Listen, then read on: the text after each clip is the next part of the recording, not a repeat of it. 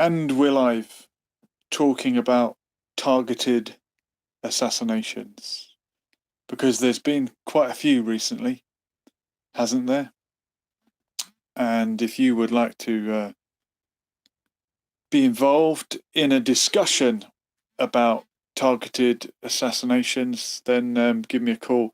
The number, I would say it's the usual number, but it's not. It's a new number because something keeps happening to the numbers that I try to use for a phone-in on this show, but the number should be visible and you can feel free to get in touch. And let's start with James Le Mesurier, the French sounding name for a British serviceman originally from the Royal Green Jackets. He was one of the co-founders of the White Helmets, also known as the Syrian Civil Defense, who fell from his balcony in Istanbul. Not long after, the Russian government had criticized him publicly and mentioned that he's a former MI6, which I'm pretty sure he is.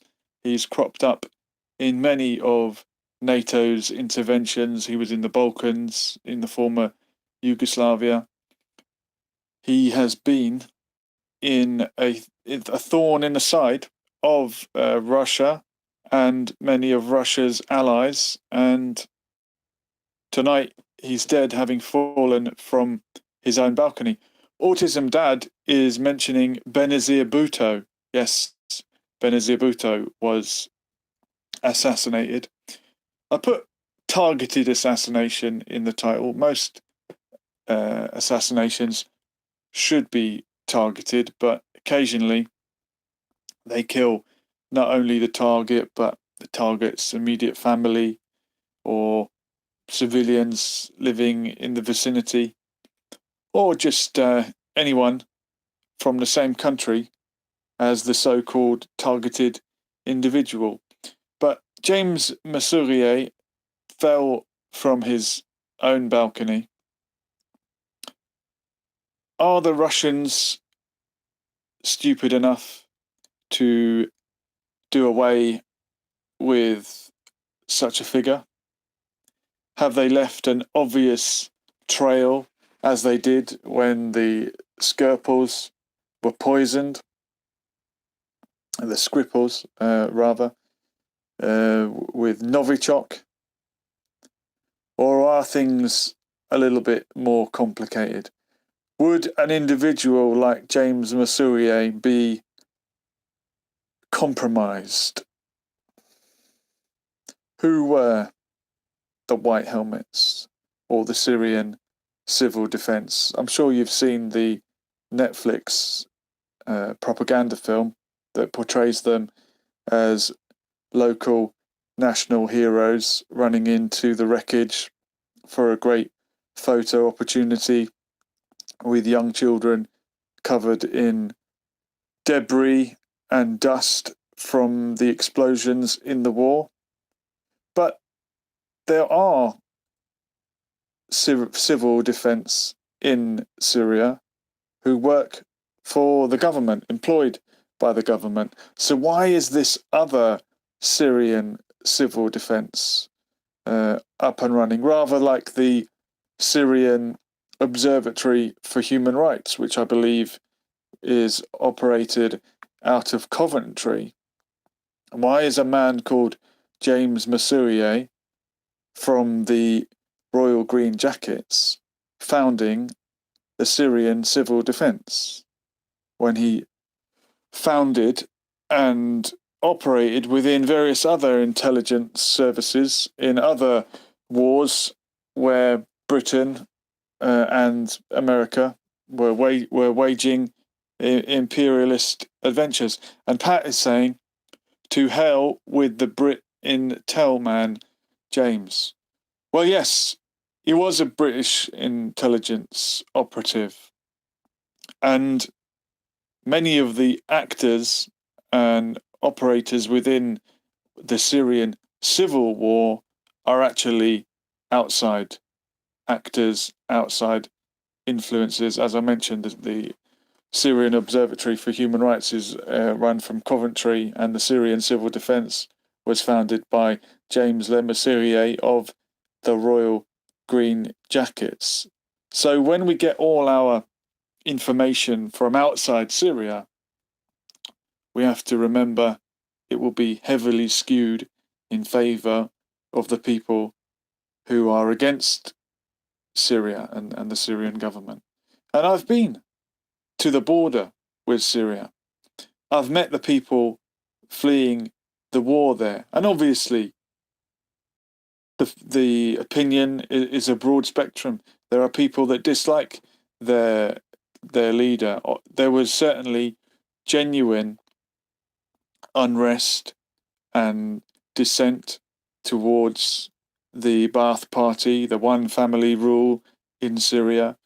That Arab Spring has been co-opted by outside forces who want to do away with the Syrian government, not because of anything bad that it's done, but because of the few good things that it's done. And Pat is mentioning Nasser. Gamal Abdel Nasser was not assassinated, Pat. You might be thinking of Anwar Sadat. Nasser died, I believe, of natural causes, but his successor, Anwar Sadat, was assassinated by Islamists in Egypt. Obote, Grievous, Hohi, all targeted for assassination by the Brits. Hohi as in the former Taoiseach of the Irish Republic. Oh, sorry. And Pat is saying targeted for assassination, not that they were assassinated. Well, good point. Pat Finucane and Rosemary Nelson assassinated by the Brit state and their death squad proxies. Yes, definitely in Ireland there has been assassinations, and even within the infighting, for example, in the loyalist factions, I think King Rat, the loyalist prisoner, was killed by Republicans, but I think this was facilitated by the loyalists during the infighting between the UVF and one of the other loyalist factions. And Pat's saying Mary McGlinchley, another assassination by the British state. And Billy, yeah, Pat's got the name of King Rat, Billy Wright. So even when someone like Mountbatten was murdered in the southwest of Ireland, off the coast, I've heard rumours that somebody allowed these things to happen. And Pat is saying the Billy Wright inquiry found after 700 pages it was an INLA job and denied collusion, although the deep state hand was visible in that likely. Okay, so it was the INLA, the Irish National Liberation Army, but it would seem at the time Billy Wright had pissed off a lot of fellow loyalists as well. So there's a great roundup of many assassinations and targeted assassinations. Good point. I think Jerry Adams had someone sit down behind him in church of a Sunday who couldn't manage to pull the trigger. And Lenny Murphy, another loyalist set up by his own to be killed.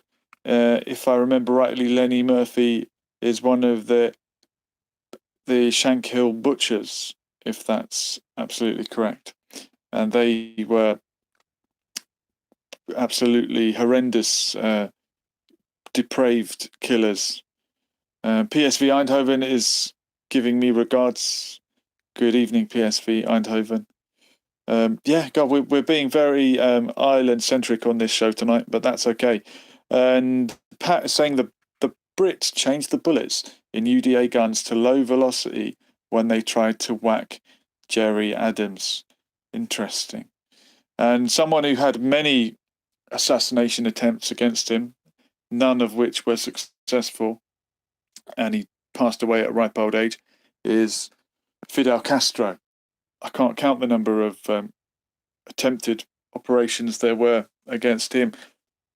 So these people that become enemy of the state or enemy of certain states, they will always have somebody trying to do away with them, and very often that will only be possible if there is someone on the inside. And I'm reminded of Yasser Arafat, whose anniversary is coming up or has just gone. He passed away this month in 2004, and it would have been impossible to poison him had there not been someone on the inside, a traitor, someone who had been compromised to facilitate that murder.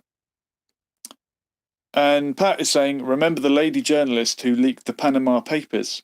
She was blown up in Malta a few years ago in a car bombing. Yes, that's right. And I was in Malta shortly after that incident and spoke to a personal friend of hers. And annoyingly, I didn't have the camera with me at the time. PSV Eindhoven is saying, the old Pope almost got assassinated. Correct me if I'm wrong.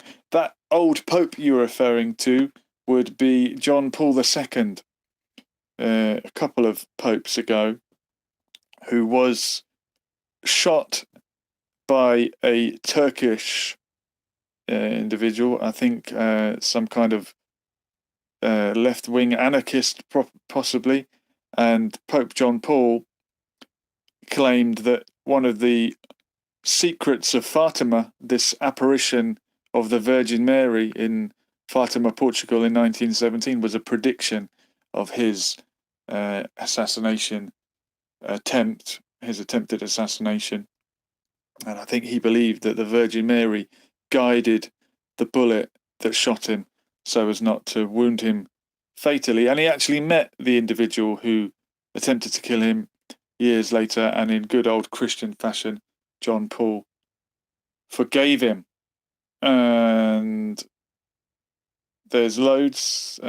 Grey Wolves allegedly did John Paul II. This is what Pat's saying, the anti-communist. And it's me, so it is mentioning the Hitler Youth Pope. That might be a different one.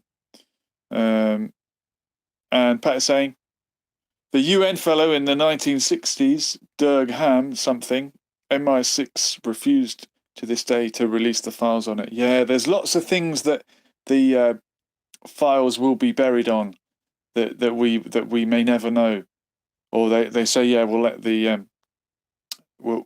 truth will come out in 100 years, as if any of us will be around then to hear it. And one such incident that springs to mind is the strange death of Dr. David Kelly, a weapons expert who on the eve of the Iraq War had knowledge that might prevent the invasion of Iraq, but he went for a walk in the woods on his own and killed himself in a variety of ways, including slashing his wrist with a penknife, which only works in films. And the man was a squeamish individual with a fear of needles and a fear of blood, and he took some pills as well to top it off. And it's me, so it is using the correct term. Yeah, suicided himself, just like the late Jeffrey Epstein, who so many people must have been breathing a sigh of relief the day he surprisingly killed himself. No one was more surprised than he was. But yes, James Le Mesurier has fallen off his balcony in Istanbul. Born in Singapore, so he was.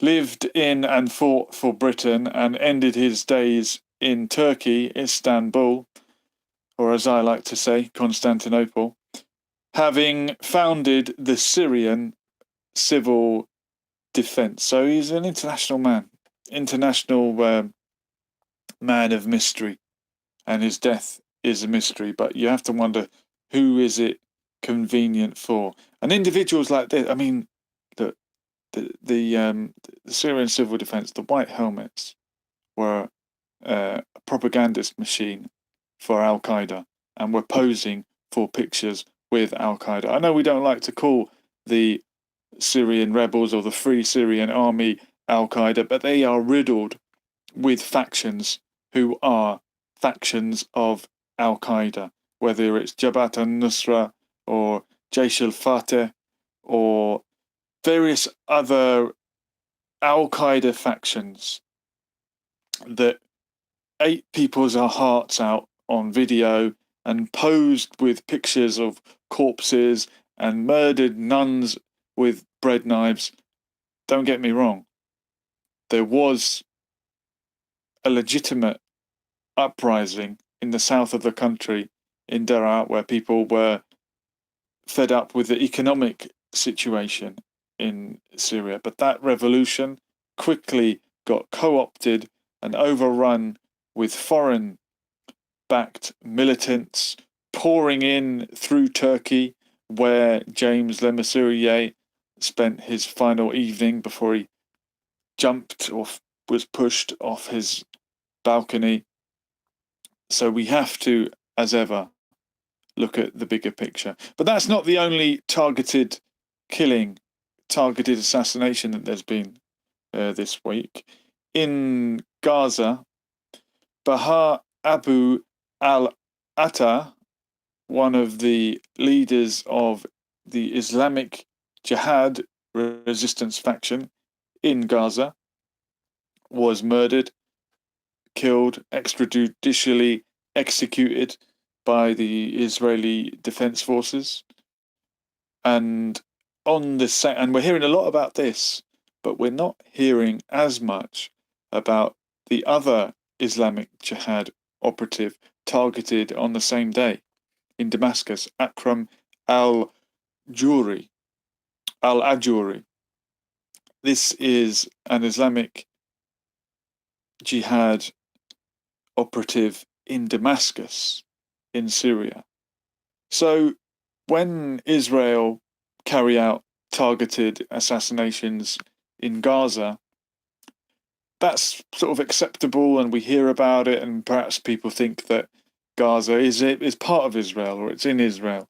It's actually illegally besieged, and that appeared in the news as the headline. But on the same day, Israel was breaching Syrian airspace, encroaching on Syrian territory, and targeting an Islamic Jihad operative in Damascus. And that's not been as much of a headline.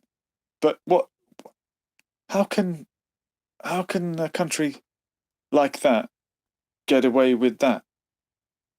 Can you imagine if it was the other way around and the Syrian government were breaching Israeli airspace and just assassinating Israeli operatives? But this is what has been happening. This is what happens regularly. And Syria is one of the few countries not to sign a peace treaty with Israel. We go to a call. Hello, caller. Who's this? How you doing, Julian? Good evening. Who am I through to? Pat, I'm in your comment section. Hello, Pat. Welcome. Thanks for joining me. Yeah, how you doing? Very good. Welcome. What's your take on this? Are you Pat, who's been telling me about the MI6 employee found in a duffel bag in Pimlico?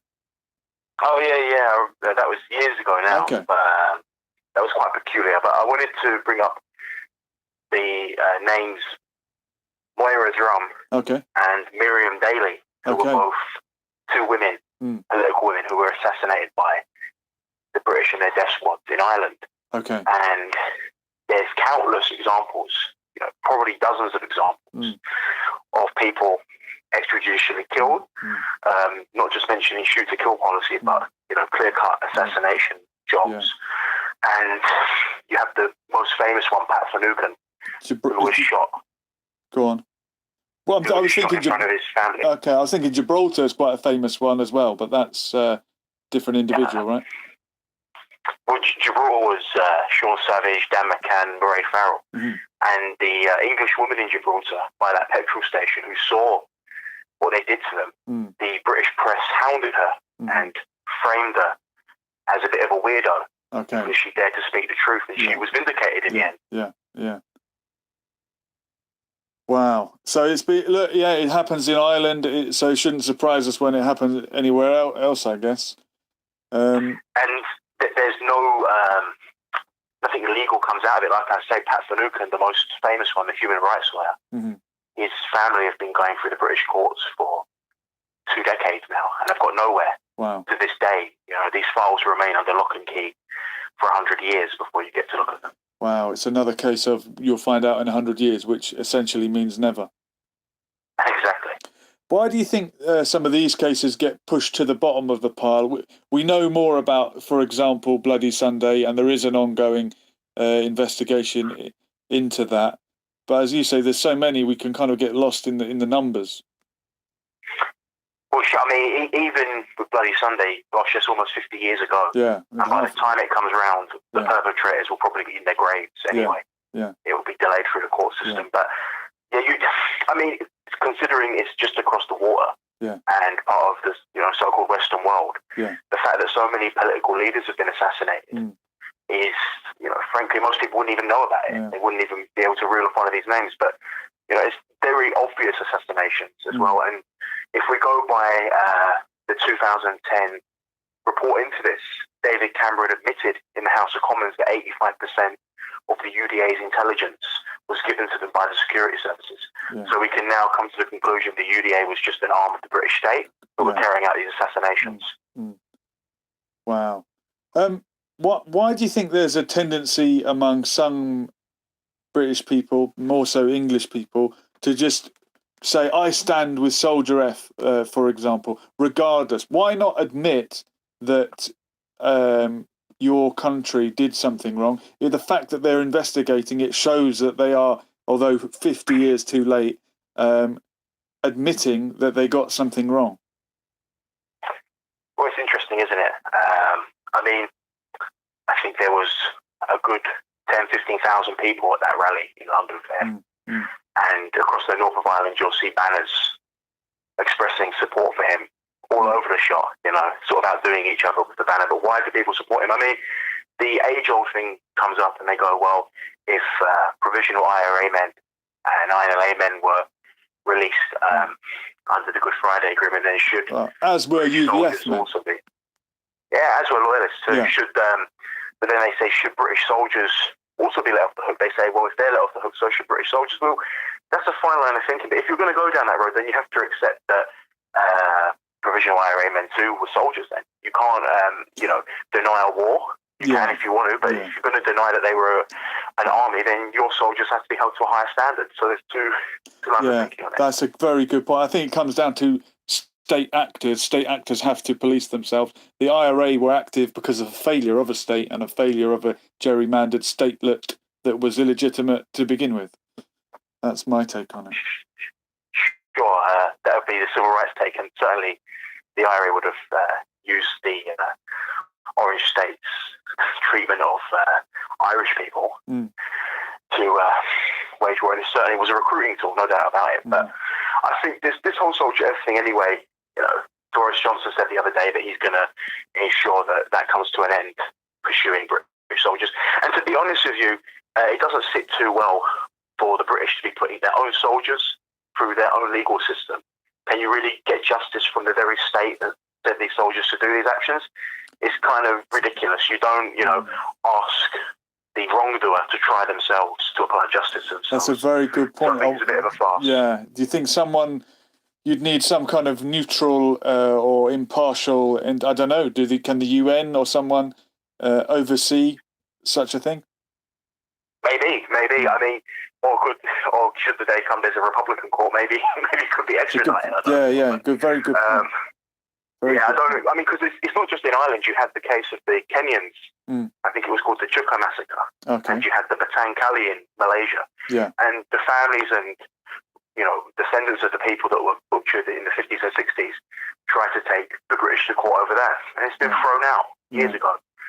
So there's no justice in the British court for victims of British imperialism. Yeah, no, you said it. They can't hold themselves to account? It's not fair. Pat, thank you very much for getting in touch. Thanks for having me. What a great insight. Nice one. Brilliant. Thank you. Good to speak to you. Goodbye. See you. Bye-bye.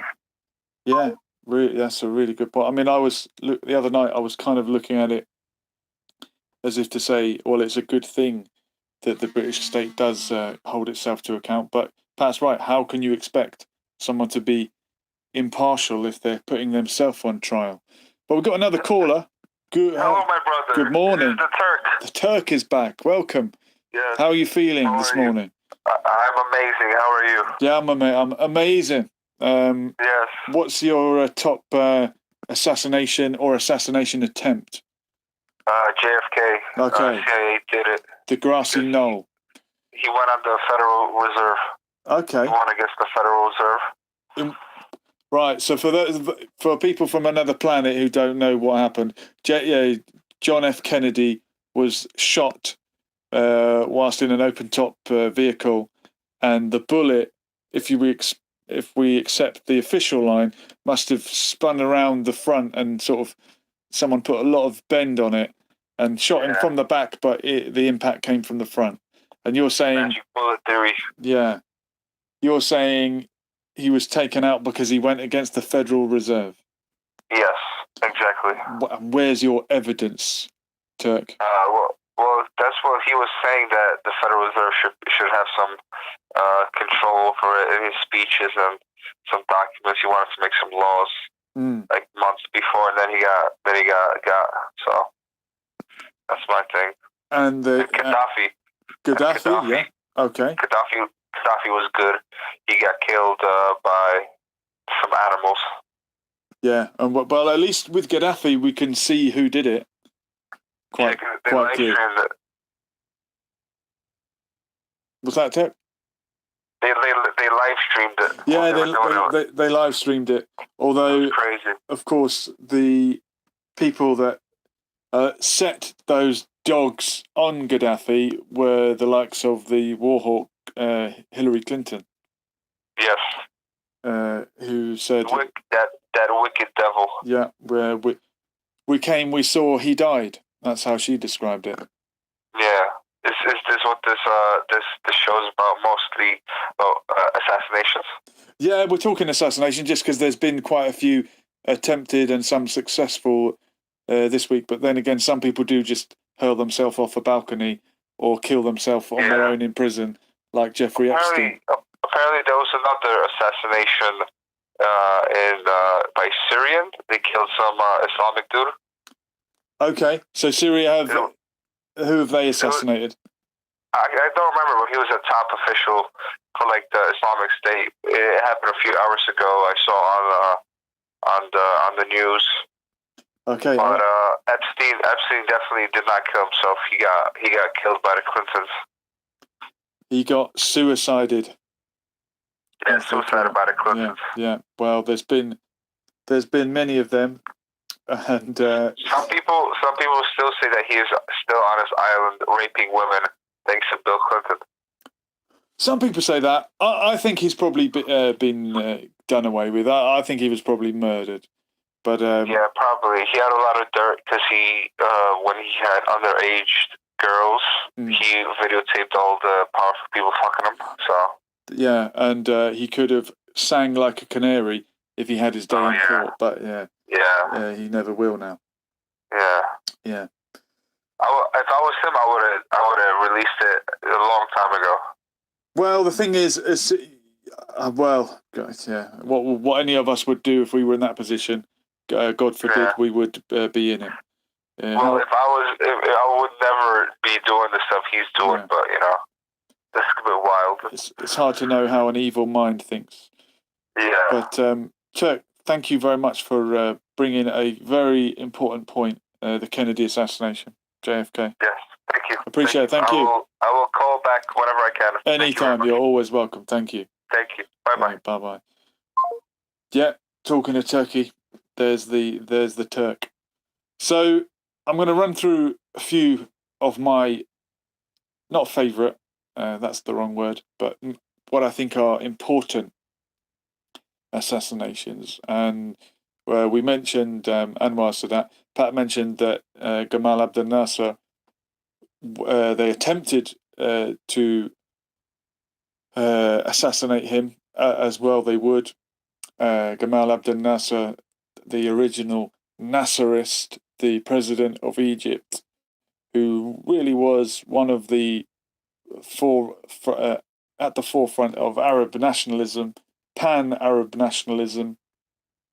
At the time, Egypt and Syria formed the United Arab Republic, and the Arabs were strong under this Arab nationalism, even though I've said before it was an ideology perhaps pushed by Lawrence of Arabia when the British wanted the Muslims to be divided into Arabs and Turks when the Ottoman Empire was strong and had sided with Germany in the First World War. But in the era after the Second World War, Arab nationalism was a strong unifying force in resistance to Zionism and Western imperialism. So someone like that would naturally be a target for assassination. And the other targets for assassination are often people that make compromises. Someone who takes the middle road will often be targeted by their own side, so to speak. And the successor of Gamal Abdel Nasser was Anwar Sadat. And this is a man who shared the Nobel Peace Prize with Menachem Begin, Israeli president at the time. And in 1981, Gamal Abdel Nasser was assassinated, shot dead by the Egyptian faction of Islamic Jihad, because he was seen as someone that had compromised too much, had given away too much in an effort to find peace. And these conflicts, whether it's in Ireland or in the Middle East, there will always have to be some kind of compromise. And Anwar Sadat was murdered because he was seen as someone that had compromised too much. And the other side of that coin would be Yitzhak Rabin. This is the Israeli prime minister who was assassinated in 1995. And that was around the time that the Oslo Accords had been signed. Yet again, another so-called step towards peace. And Yitzhak Rabin was shot dead by a Zionist who thought that his prime minister had made too many compromises, had given too much away. And the assassin was a guy called Yigal Amir, who was of Yemeni origin. He's a Yemeni Jew, or a Jewish Yemeni, you could say, from the Yemenite community within Israel. And not to stereotype, but on the whole, the Jewish community in Israel that have heritage or roots in the Arab countries, in general, vote more on the right wing than the Ashkenazim white European Jews of Polish and Russian heritage. And there's something of a hierarchy in terms of wealth and privilege. And the early settlers, the early founders of Israel, and in the era of Theodor Herzl and those who followed him, were largely of a European background. And after the state was formed, and there was a huge influx of Jews from the Arab world, the Mizrahim, the Eastern Jews, and the Sephardim, the Jews that originate from Spain and the Arab countries surrounding in the Mediterranean. These Jews were treated very much as second-class citizens in the new state. And despite having more in common with the Arab population, the Palestinian population of the region, in terms of language originally, which they were mistreated for speaking Arabic, in terms of cuisine, in terms of culture and heritage, these Mizrahi Jews were much closer to the Palestinians, but their politics shifted further to the right, because a people that are treated as second-class citizens often will look for a way to punch down. When you feel that you are not as good as a European Jew, as an Ashkenazi Jew, and I think every Prime Minister of Israel there's ever been has been of an Ashkenazi background. When you feel that way, you will look for someone to be better than. And the Mizrahim would regard themselves as better than the Palestinians. And I think a disparaging swear word, an insult for a Mizrahi Jew, is Aravim. You are an Arab. But there is this sort, perhaps not so much now, perhaps 70 years later, there are more mixed marriages, there are more people that can't tell whether they are of Ashkenazi or Mizrahi origin. But in essence, there was this sort of hierarchy, caste system, and the Mizrahim would have found themselves on the second rung of the ladder. So maybe that would explain why someone, an extremist like Yigal Amir, would feel let down by someone like Yitzhak Rabin, who, despite being an aggressor in the past, was trying to tread the path of a dove rather than a hawk, and he signed the Oslo Accords. But yeah, imagine a Zionist killed by a more extreme Zionist. It's not actually that surprising. It's a bit like I don't know, a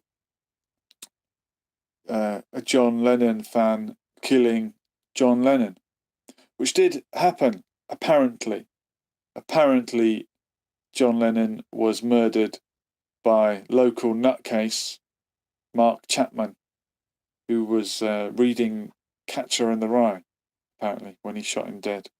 And I don't know why that sticks in my mind.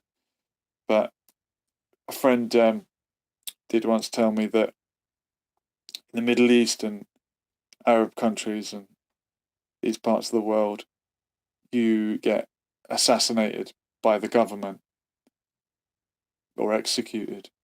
But in the West, you get killed by a nutter.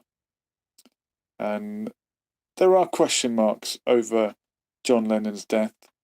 Did someone else have an incentive to kill him? Would the powers that be worried that John Lennon might be promoting certain ideologies? I don't know, maybe communism. When you look at some of his lyrics, for example, Imagine talks about imagine there's no countries and no religion too. This is espousing communist principles. And there's no doubt he was certainly on the left. I think all the Beatles were At one point, even Paul McCartney released a song banned by the BBC called "Give Ireland Back to the Irish." But I think Paul McCartney, who survived, has watered it down over the years and has become pretty much mainstream and establishment. John Lennon, cut down in his youth, didn't have the chance to do that, so we'll always remember him as the long-haired, revolutionary, peace and love hippie man. But that's always the rose-tinted glasses that we look at people who died young through. And I'll do a whole show on that one night. I think people that were cut down in their prime. But yeah, we've mentioned quite a few successful and some attempted assassinations. JFK, that's a whole show in itself. Just watch carefully over the next few days and what comes out about James Masurier and who or what the White Helmets were. I'd be interested to find out what is said about Israel's incursion into Syria in order to assassinate, and they failed to assassinate another Islamic Jihad operative, although they did kill his wife and son. Yet again, collateral damage. I called it targeted assassinations. Sometimes they are not very well targeted, but we will look into it deeper. This has been Lessons for Life. Thank you for joining me. Thank you to Pat for getting on the phone. I appreciated that. And we will do it all again soon. We were here and we're gone. Laters.